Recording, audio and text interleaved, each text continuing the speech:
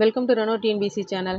நம்ம இன்றைக்கி இந்த வீடியோவில் 6th standard first term Tamil புக்கில் உள்ள இயல் 1ல் உள்ள உரைநடை, அதாவது வளர் தமிழ் அப்படிங்கிற உரைநடையில் உள்ள கொஸ்டின்ஸ் பற்றி பார்க்கலாம்.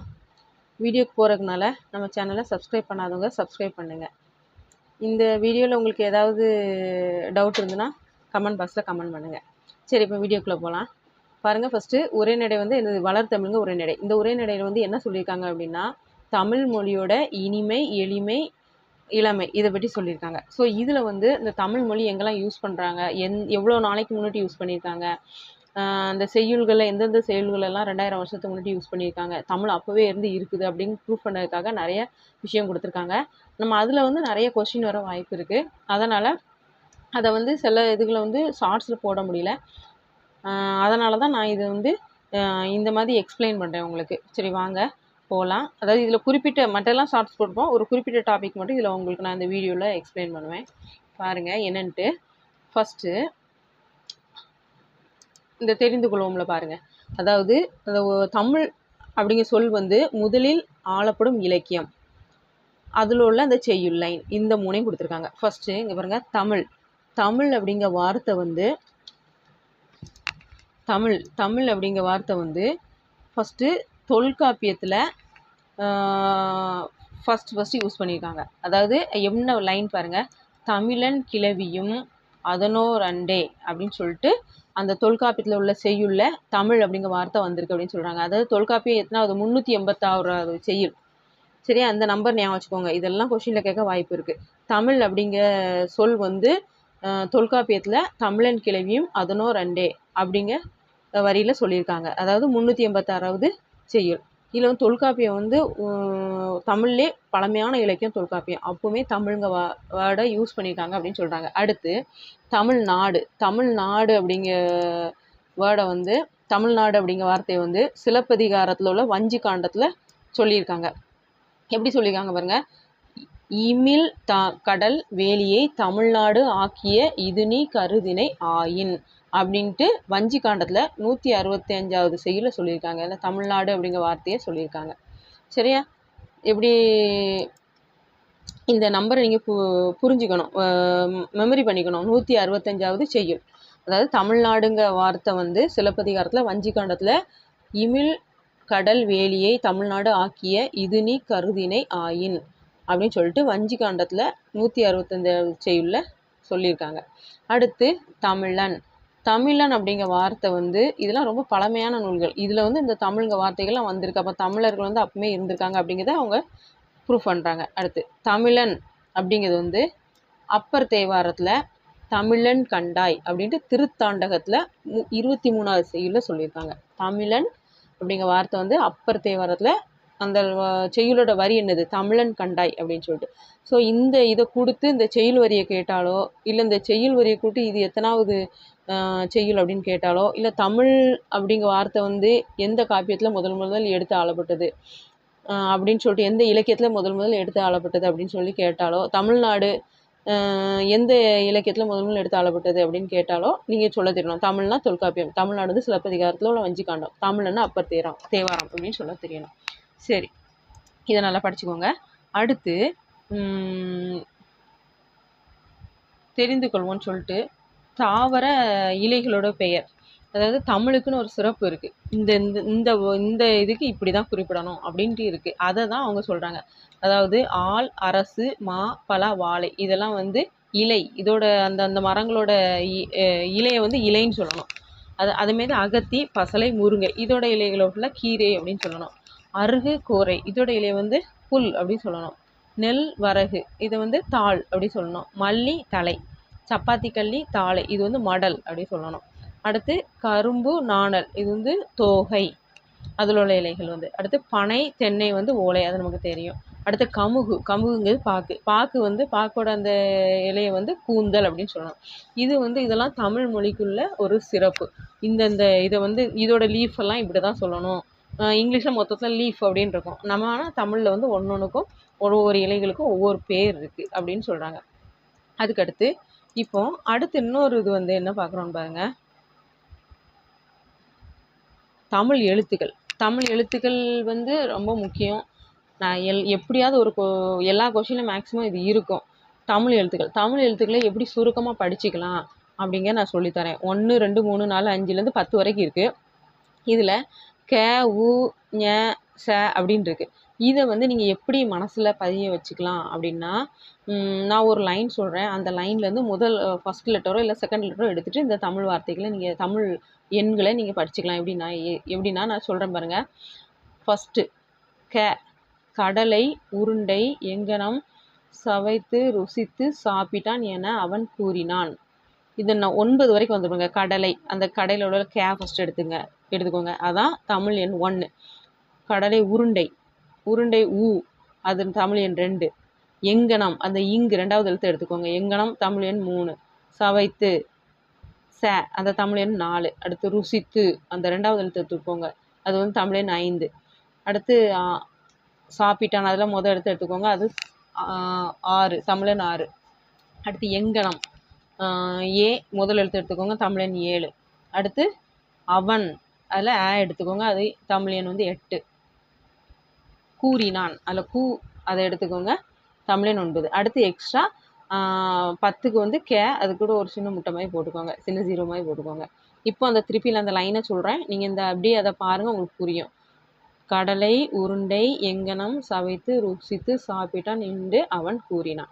இதை வச்சு இந்த லைனை நீங்கள் வந்து கொஷின் பேப்பர்களோட ஓரத்தில் பேக் சைடு உங்களுக்கு வந்து எழுதி பார்க்குறதுக்கோ கால்குலேஷனுக்குலாம் கொடுத்துருப்பாங்க. அதில் எழுதிட்டு கூட நீங்கள் டக்குன்னு 1 2 போட்டு கூட எழுதிடலாம். மனசில் பதிஞ்சிட்டுனா மனசில் வச்சு எழுதிடலாம். அப்படி எழுதணுங்கிற அவசியம் இல்லை.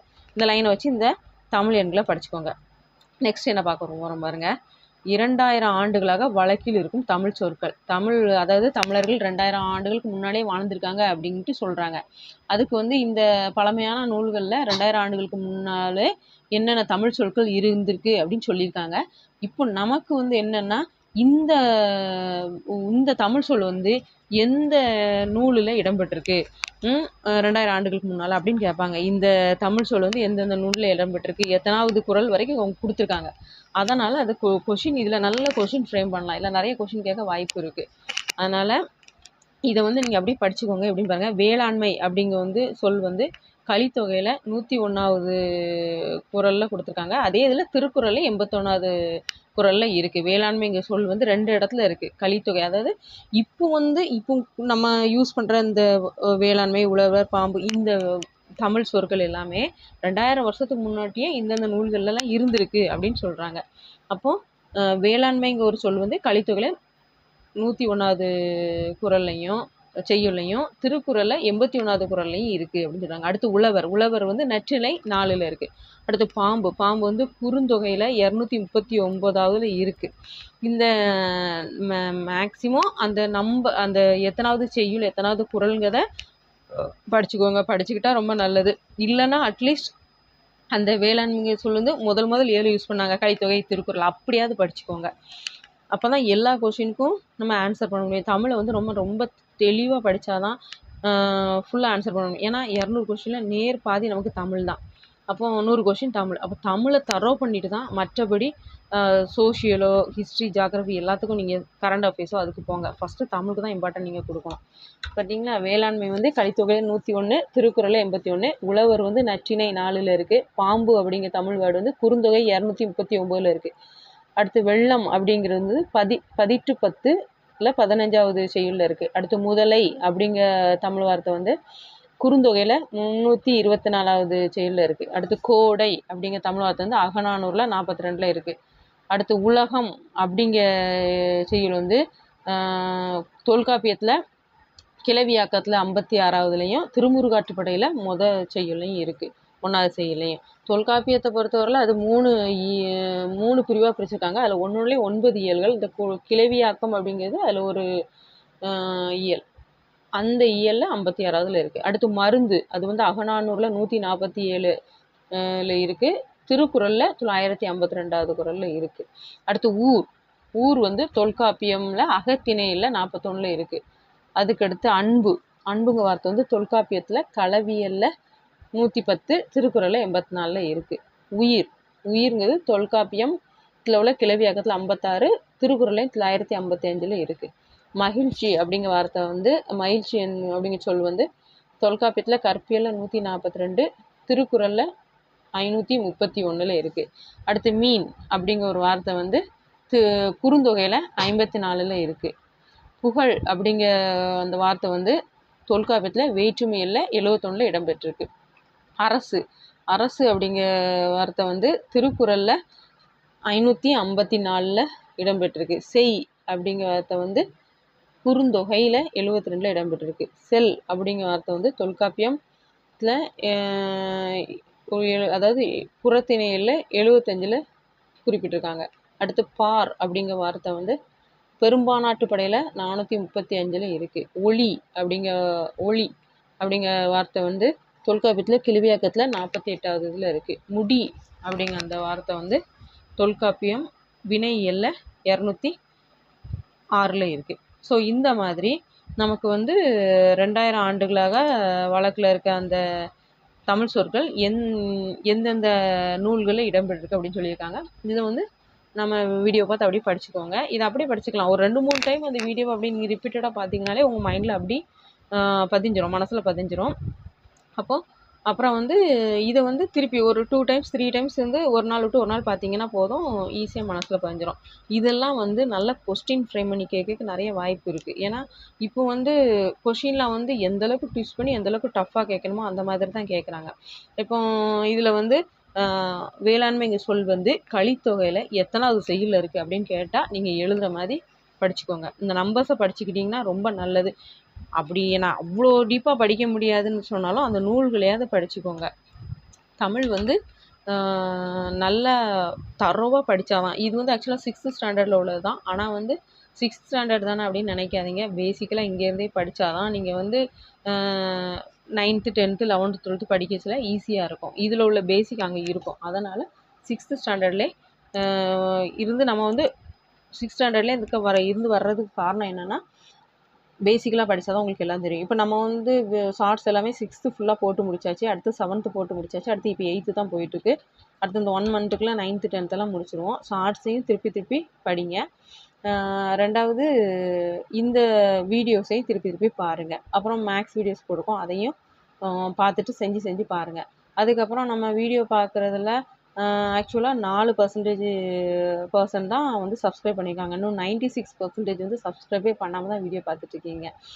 உங்களுக்கு வந்து எங்கள் வீடியோ யூஸ்ஃபுல்லாக இருந்தால் கண்டிப்பாக நீங்கள் சப்ஸ்கிரைப் பண்ணுங்கள். நீங்கள் சப்ஸ்கிரைப் பண்ணுறது எங்களுக்கு யூஸ்ஃபுல்லாக இருக்கும். அதே மாதிரி உங்களுக்கு இதில் ஏதாவது டவுட் இருந்தாலோ ஏதாவது எக்ஸ்ட்ரா வேறு இந்த மாதிரி சப்ஜெக்டில் இது வேணும், இந்த டாபிக் வேணும்னு கேட்டிருந்தீங்கன்னா கமெண்ட் பாக்ஸில் கொடுங்க. லைக் பண்ணுங்கள், ஷேர் பண்ணுங்கள்.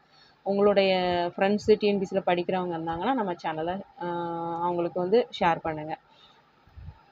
Thank you friends.